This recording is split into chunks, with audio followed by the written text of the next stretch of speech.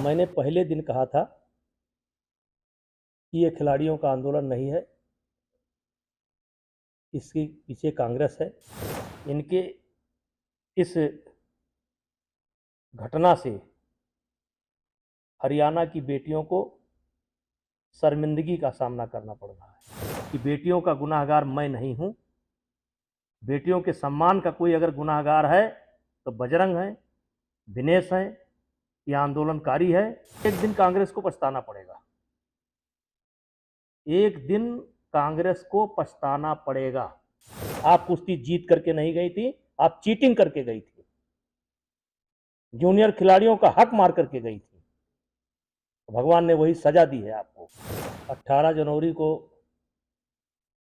जब जंतर मंतर पर 2023 में धरना प्रारंभ हुआ था, तो मैंने पहले दिन कहा था कि ये खिलाड़ियों का आंदोलन नहीं है, इसके पीछे कांग्रेस है। विशेष करके भूपेंद्र हुड्डा, दीपेंद्र हुड्डा, प्रियंका जी, राहुल जी, ये कांग्रेस का आंदोलन है। और आज ये बात सच साबित हुई कि इस पूरे आंदोलन में या हमारे खिलाफ जो षड्यंत्र हुआ, इसमें कांग्रेस शामिल थी और जिसको लीड भूपेंद्र हुड्डा कर रहे थे। ये क्या लगता है कि चुनाव में कितना असर डाल पाएंगे हरियाणा में, जैसे कि चुनाव में उनको टिकट दिया गया, कितना असर डाल पाएंगे? देखिए, क्योंकि मैं बहुत दूर बैठा हूं, लेकिन हरियाणा की जनता को मैं कहना चाहता हूं कि भूपेंद्र हुड्डा और दीपेंद्र हुड्डा या बजरंग या विनेश, ये लड़कियों के सम्मान के लिए नहीं बैठे थे। इनके इस घटना से हरियाणा की बेटियों को शर्मिंदगी का सामना करना पड़ रहा है। उसके जिम्मेदार हम नहीं हैं, उसके जिम्मेदार भूपेंद्र हुड्डा हैं, दीपेंद्र हुड्डा हैं और ये आंदोलनकारी हैं। और उस दिन ये क्या जवाब देंगे जब ये साबित हो जाएगा कि जिस जिस दिन की घटना मेरे ऊपर लगाई जा रही है, उस घटना में मैं दिल्ली में मौजूद ही नहीं हूं। उस दिन क्या सामना करेंगे। और राजनीति के लिए इन्होंने बेटियों का इस्तेमाल किया, बेटियों को बदनाम किया, विशेष करके महिला खिलाड़ियों के सम्मान को ठेस पहुंचाया। और ये बेटियों के सम्मान के लिए नहीं लड़ रहे थे, ये राजनीति के लिए लड़ रहे थे। इनकी स्क्रिप्ट, पूरी स्क्रिप्ट कांग्रेस के द्वारा लिखी जा चुकी थी।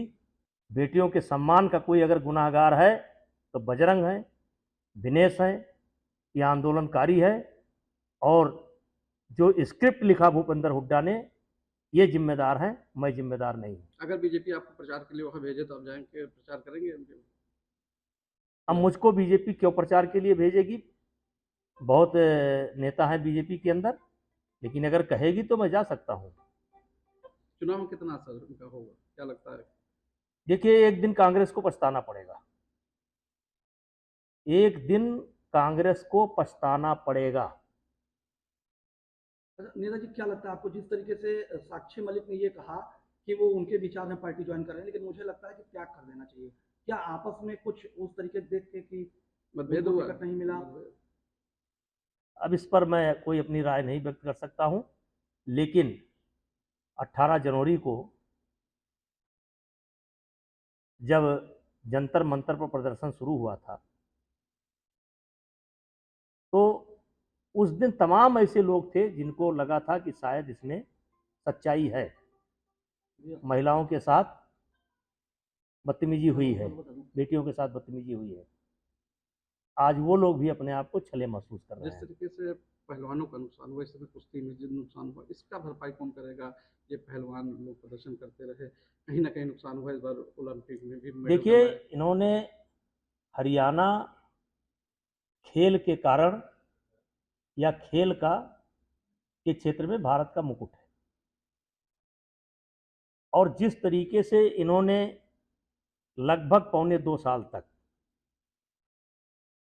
कुश्ती की गतिविधि को एक तरीके से ठप कर दिया, और क्या यह सत्य नहीं है कि एशिया चैंपियनशिप में, एशियन गेम्स में बजरंग बिना ट्रायल के गए थे? क्या यह सत्य नहीं है?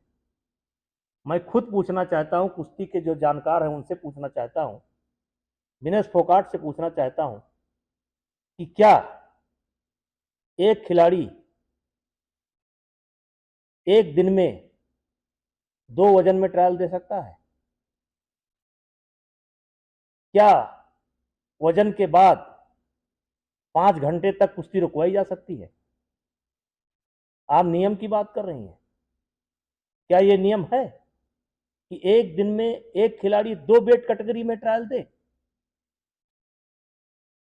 इसमें आपने हक नहीं मारा? क्या 5 घंटे तक कुश्ती नहीं रुकवाई? क्या रेलवे के रेफरियों का इस्तेमाल नहीं हुआ? आप कुश्ती जीत करके नहीं गई थी, आप चीटिंग करके गई थी, जूनियर खिलाड़ियों का हक मार करके गई थी। भगवान ने वही सजा दी है आपको।